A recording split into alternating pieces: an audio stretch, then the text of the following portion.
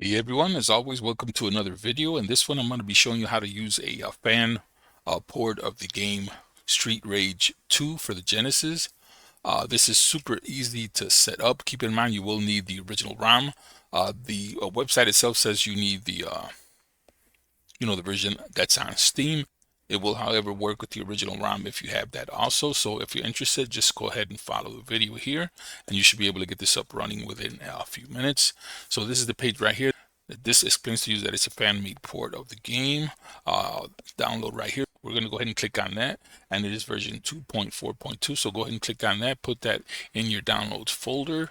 And again, you will need the Steam version of Streets of Rage 2 or the original ROM for the Genesis.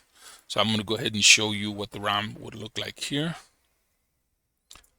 For obvious reasons, I can't say where the ROM is at. So we'll go ahead and continue. So this is the zip file here for the Streets of Rage 2 New Era. So let's go ahead and extract that here to its own folder. You can choose to leave it in that folder and put it in a location on your hard drive. I'm going to go ahead and, as you can see, I already have a folder created here. So I'm going to copy these into that folder. Once that's done, we're going to go back here. You can go ahead and delete this. That's because you're not going to need them afterwards. And this is what the ROM will look like. So this is the name of that file.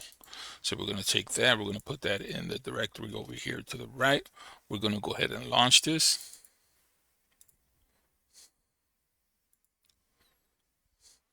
This one is like pretty straightforward, super easy to set up. So right here, you're going to get this message here. So you're going to tell it to open up the Streets of Rage 2 ROM file. You're going to click on that. You're going to navigate to the folder that has that.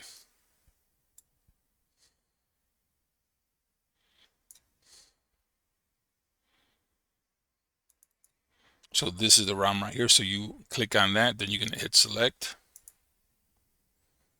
And as you can see, super quick, it already has set up for you. Once that is done, you can simply just press a button on your joystick and you should be ready to go. You should see this option menu come up here. This is going to show you the play modes: local, public lobby, private game, and so forth, or you can join an online game. We're not going to go into that, but those are the options that you have there. Your controls are here, achievements are here, best times, more info. One thing I recommend once you go into options, the first thing you want to do is set the music. Make sure this is not set to 10. If the music is set to 10, you're not going to be able to hear a lot of the sound effects themselves. So go ahead and set the music to 5. I recommend it, and leave the sound menu at 10.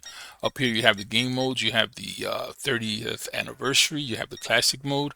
Now, quick note here: if you pick 30th anniversary, you'll get an option here where you can change the fight mechanics to New Era or Classic. So if you leave it on the Classic, you won't have that option to change the that second set there. So here are the difficulty settings: share lives, friendly fire, classic lag, so it'll kind of run like the original one. And then the visual ads are here, so you can go ahead and change those. And then we have the screen filters, so they have none. They have pattern composite, VGA S-cart, composite, and then you also have the options here to add scan lines yourselves. So you can go through that and change that also. And also recommend to go ahead and leave it on full screen. If not, you will have that windowed effect. So let's go ahead. I'm just going to go ahead and set the screen filter here to pattern composite. Or actually, let's do VGA S-cart. So go ahead there. And we'll jump in here and just go into this for a few seconds here. So as you can see, that kind of emulates the older CRT screens. But like I said, you can go in there and do a couple of, edits from the options they have inside.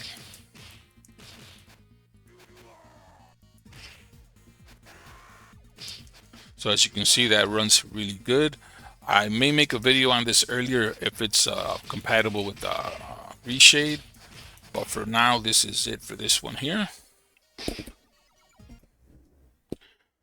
There we are. So if you guys are, if you like the video or make use of it, go ahead and leave comments and thumbs up. If you haven't subscribed, please do so. And we will catch you guys on the next video. Have a great day.